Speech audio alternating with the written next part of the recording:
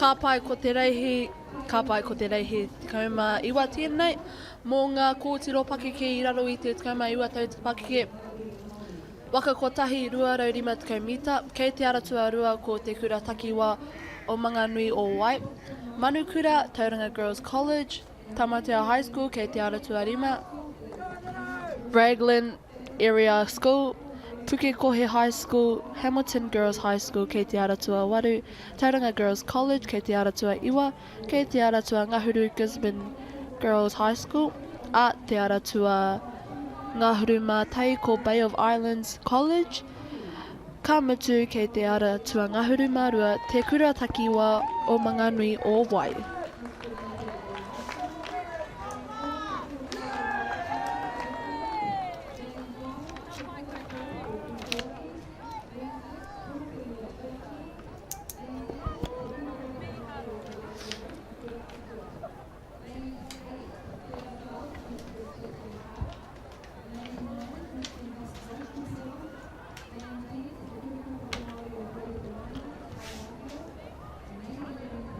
Te āhua nei ko tēnei te heat tuarua, te heat whakamitunga mo tēnei.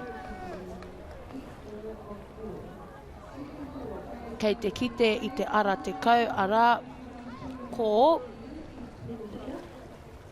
Riana, tērā, kua tau te wairua.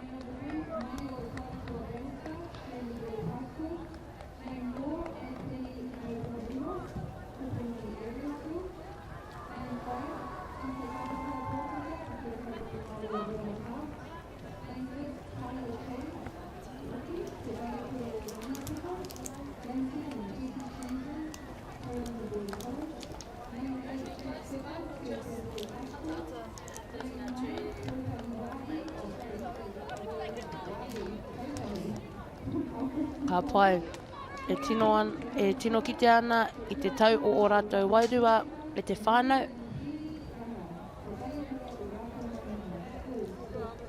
Kua whakatū I te haki whiro, te āhua nei.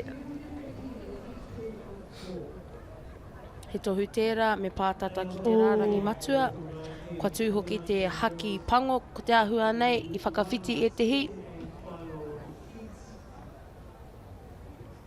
Ko te haki kākāriki tērā kua tū e te whānau.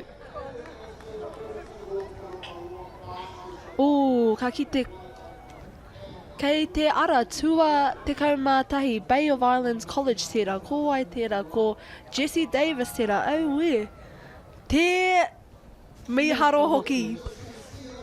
Kei mua rawa aia e kōkiri ana. Kua tata tai ki te haurua o te roanga o te reihi nei. Kei mua tonu ko te ara te kaumātahi Bay of Islands College a Jessie Davis. Te āwha nei kei muri aia ko te aratua 8 ko Sheree aroha mai me mai he tōku whakaingoa engari miharo ki e mai. Tau ki ko tiro mā.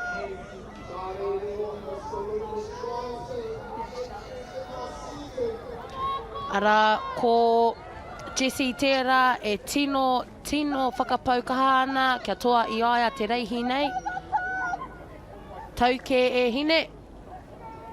Ke te kite mai a aratua 8, Sheree e tino tata ana ki aia. He oe te āhua nei kua toa a Jessie Davis I tēnei reihi. Tuarua mai ko Sheree. Tua toru mai te āhua nei ko te aratua 1, ko ai tērā riripete.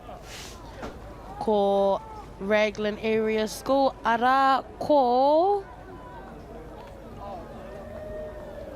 Mika Kereopa, te āhua nei. Ka pai e hene, rawe o mahi. Tino rawe.